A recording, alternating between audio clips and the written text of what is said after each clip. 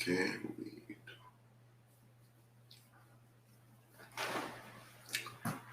Come on in, come on in, come on in, come on in, come on in.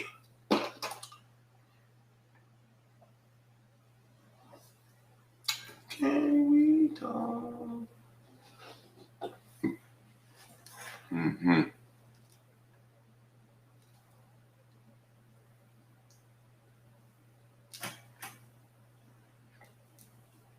Can Trellis, what's up? What's up? What's up? Miss Terry, Delisha. Peggy, what's up? Mary, Wallace, Dave, what's up, bro? Amelia, Keisha, Ken, Errol. All right. Let's see what we're going to talk about today.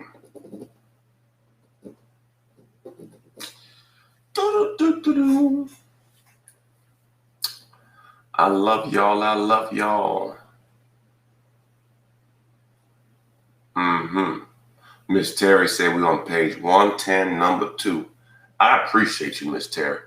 God bless you. I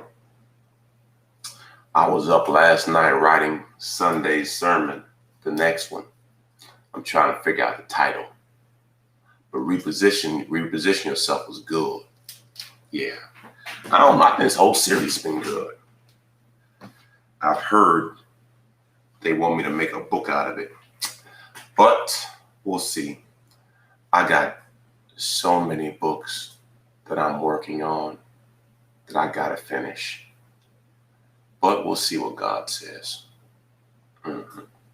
All right. So I started something last week. And just to be clear, this section of the book is dealing with relationships. Okay. So this book, part of the book, is dealing with relationships. So with that being said, I want to be clear in regard to my focus. Okay. So last week I dealt with man up and all the issues that come with that. And then I went ahead and did another session of it on Friday Night Live. If you missed it, you can check it out at your leisure. Now, this particular statement, we need to talk. Now, this is not a negative connotation. Okay, there's nothing negative that we need to talk. Some can imply a negative spin on it, but the reality is, if we need to talk, we need to talk. Can you make it more voluntary versus we need to talk? You know, when you have time, can you give me a couple minutes so we can talk about a couple things? Now, if a person don't want to talk, they're not going to want to talk, but conversations have to happen or change will not. You cannot force something that is not communicated. One of the things that I try to do in ministry is I try to teach it before I ask for it. Teach it or model it before you try to implement it. Got it? So the statement is we need to talk. Yes, you should talk to your man or woman. No, you should not warn him that you need to talk about something you need yet to be described that will likely be uncomfortable. This phrase is most likely to shift him to a defensive mode. Try a more loving approach, as you are sure to get better results. Hey, babe, can we talk when you have some time? I have a couple things I want to talk to you about. Now, again, the reality of it all, most men don't talk as much as women. Most. So I don't want to make sure I say all men. It's not the case. But most women talk more than men, and they process often quicker than men. So a man does not want to get into a talking match with a woman. It usually doesn't work out well for him. So therefore, he limits it. Now, for a healthy relationship, a man will have to develop this area to be a productive partner. Now, Some will say, Pastor, how do you do it? There's a lot of things I don't want to talk about, but I understand the damage of not talking. See, the challenge is you cannot be the priest of your home and not talk.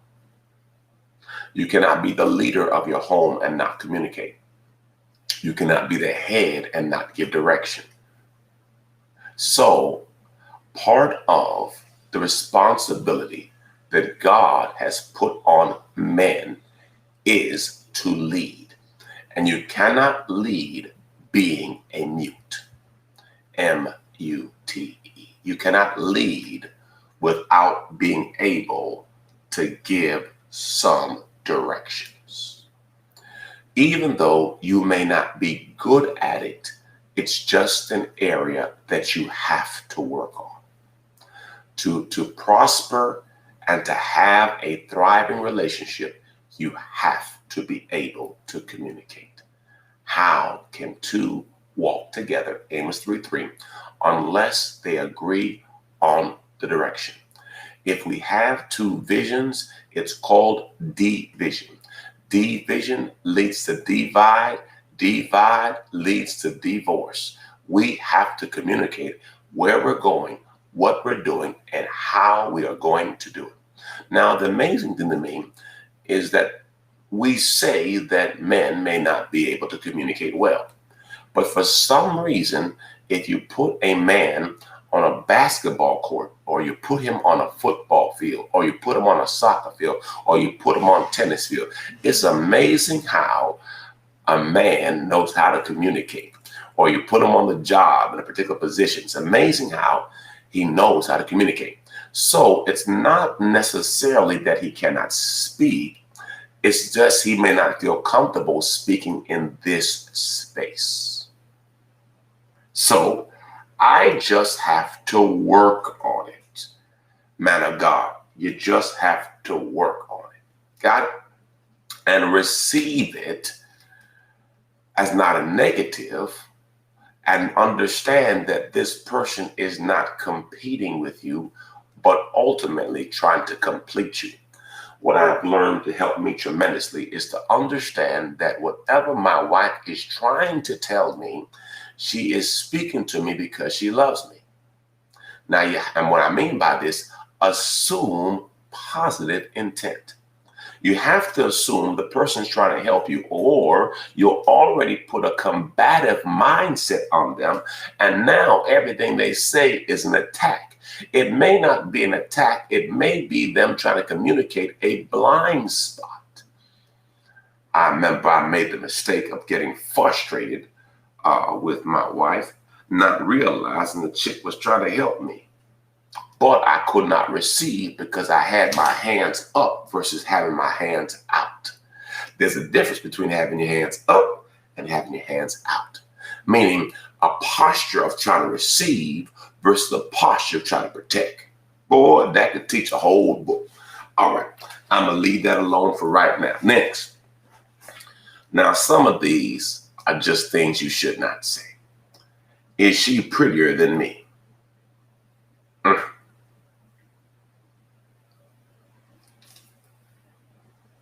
Now, your eyes work too. I'm going to say that again. Your eyes work too. Don't ask me what you already know. Because if you ask me the question, you already see something that may be better or different than you. So we have to learn how to not set ourselves up for disappointment by asking poor questions. I get it sometimes too. Is she bigger than me or smaller than me? Is this, that, or that? I don't know. I don't think so. Why? Because see, it's a lose-lose. It's a lose-lose. It's a lose-lose. Do I look fat in this? If the question you're asking him has only one acceptable answer, and if a too long pause is responding will only feed your insecurities, just trust his answer would have been the right one and don't bother to ask it or its cousins? Am I bigger or smaller than her? Now, I don't know why we ask these questions that this would just put us in a bad light. Listen, love yourself. Love yourself. Big, small, short, tall, love yourself. If he's still there, you have something. Because he don't have to be there. So I have seen many women who may not be attractive to some, but to some, they're the best thing since sliced bread. And those women have confidence in themselves. Confidence in yourself is attractive. So, though others may not see something, you need to love yourself. Matthew 22:37 says, love the Lord your God with all your might, all your soul, all your spirit, mind, soul, spirit. Love God. That's what it's saying. Just. And love your neighbor as you love yourself. You have to love you before anybody else will. You got to believe you got the right stuff. Whether, I don't care what anybody else thinks. My point is, the beginning of confidence is loving what God created you to be. Now, could you be better? Could you work on some things? Can you take care of yourself? You can do that. But the essence of who you are, you need to love. And if you can get that, you would be shocked, because I've seen some individuals who, they think they just doing it. And after a while, I said, you know what? You may be doing it. I might have missed something. But they were so confident in it. Confidence does a lot. Just try and help somebody. All right. Number 4. You're just like my ex. Why even say that? Why what you trying to do? Now, the better question is, if I am like your ex, why are you here? If I am just like your ex, it means that he was not the problem, because you chose another person who was just like him. Why do we complain about the choice we made? You chose that joker or that female joker. Why are you complaining about what you chose? Worse, I've had better. How are you going to say I have had better? Oh my God. You just killed somebody. Well, I've had better. Find a better answer. Find a better answer than that. What you mean you had better? What that mean? Pastor, better what? Whatever your better is. Praise God. Whatever your better is. I've had better. Lord Jesus. You don't want to be compared to exes. So don't compare him or don't compare others. Even if he or she comes out on top, it's still an awkward comparison.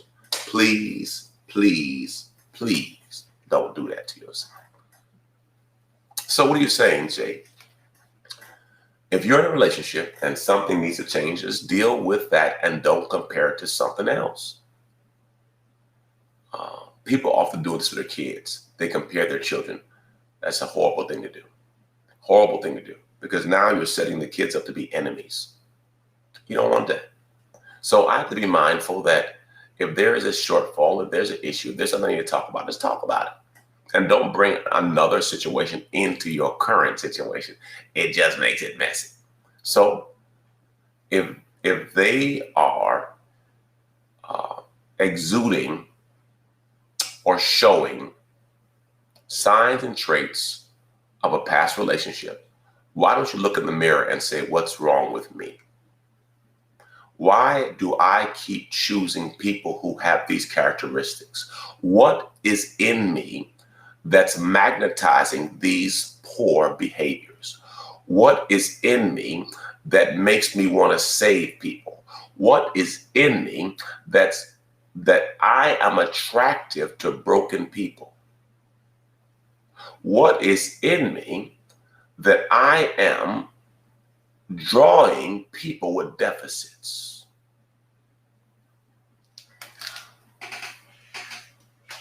Oh my gosh. No, own you.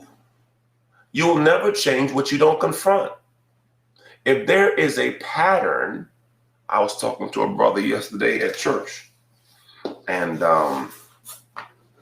his family, they've had 2 situations in the last 6 weeks, and both times his family had taken advantage of him financially.